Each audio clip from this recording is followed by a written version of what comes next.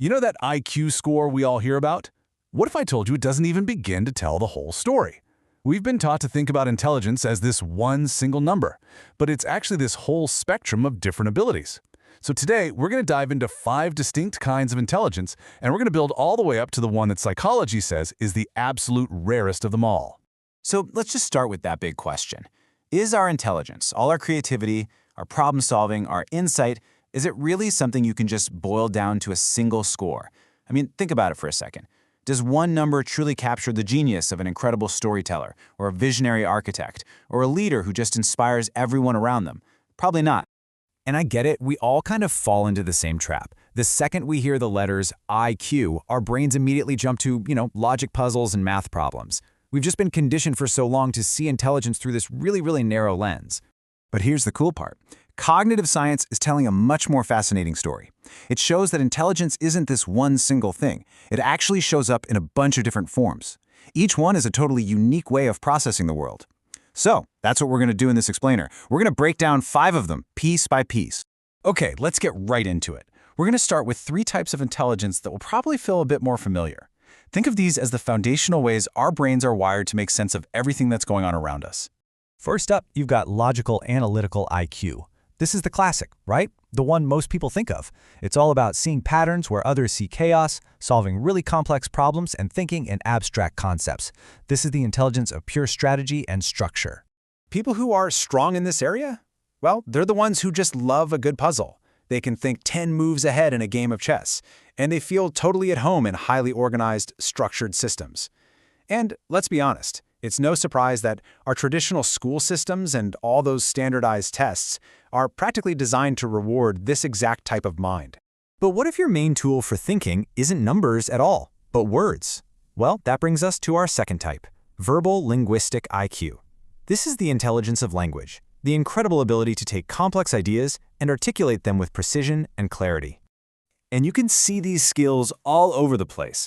We're talking about those people who are just natural communicators, incredibly persuasive speakers, and gifted storytellers who get the subtle power that's packed into every single word. They don't just use language, they wield it like a tool.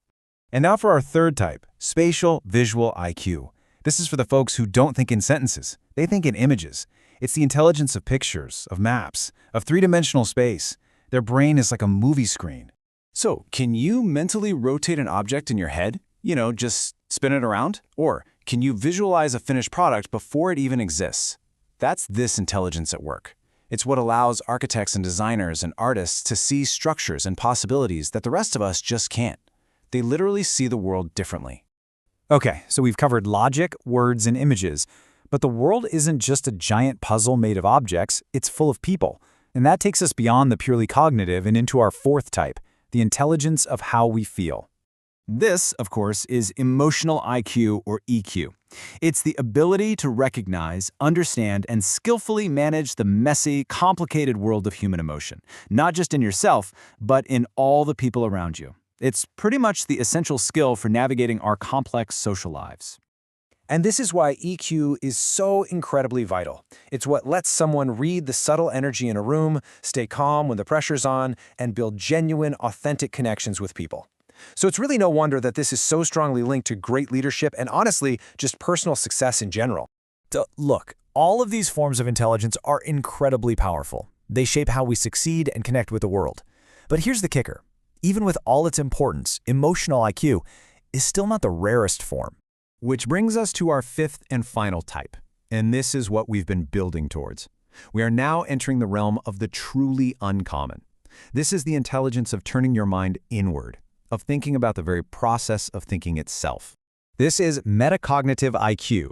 It's not just about having thoughts, it's the ability to actually step outside your own mind, observe your mental patterns, and then intentionally direct them. It's the difference between being a passenger in your brain and being the pilot.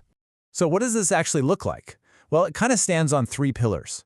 First, there's self-awareness. This is being able to stop and ask, wait a minute, why do I actually believe that? Second, you've got intellectual humility. That's having the honesty to admit, you know what, I might be biased here. And finally, there's cognitive flexibility. The wisdom to realize your old strategy isn't working and say, okay, time for a new approach. And this right here gets to the very heart of why this intelligence is so rare. We all spend our entire days lost in thought, right? Thinking about work, about our lives, about everything. But how many of us ever actually stop and turn our attention to the process of our thinking itself? That is the crucial difference. Okay, let's do a super quick recap. We've got logical analytical, the intelligence of logic, then verbal linguistic for words, spatial visual for images, emotional IQ, which is all about feelings, and finally, the big one, metacognitive IQ, the rare ability of awareness. So, after exploring this whole spectrum, the focus naturally shifts, doesn't it? It moves away from a single static score and lands on a much more personal and frankly more interesting question: what are your cognitive strengths? Because the ultimate takeaway here is this: intelligence is not one-dimensional. It's this rich, diverse landscape of different abilities. Some people are just built to solve complex equations. Others are meant to move entire crowds with just their words. And the rarest among us, they develop the ability to truly master the inner workings of their own mind. Which brings us to the final and, I think, most important point. The real question isn't what score you were born with. It's about which of these intelligences you choose to cultivate. Which skills will you actually put in the work to develop? Now that is a question worth thinking about.